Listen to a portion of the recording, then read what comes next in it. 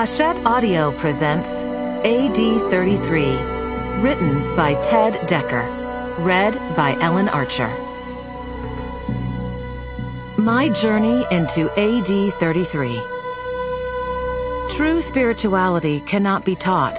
It can only be learned, they say, and it can only be learned through experience, which is actually story.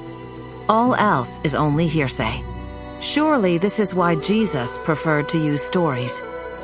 For 10 years, I dreamed of entering the life of Jesus through story, not as a Jew familiar with the customs of the day, but as an outsider, because we are all outsiders today.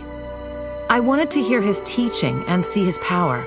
I wanted to know what he taught about how we should live, how we might rise above all the struggles that we all face in this life, not just in the next life after we die. We all know what Jesus means for Christians on a doctrinal statement in terms of the next life, and we are eternally grateful. But we still live in this life. What was his way for this life, other than to accept his way for the next life? So I began by calling Jesus by the name he was called in his day, Yeshua.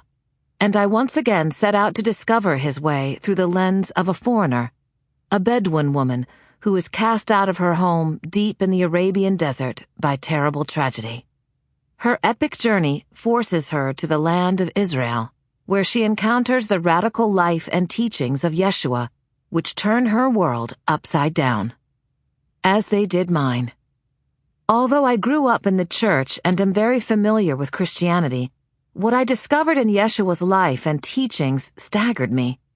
It was at once beautiful to the part of me that wanted to be set free from my own chains, and unnerving to the part of me that didn't want to let go and follow the path to freedom in this life.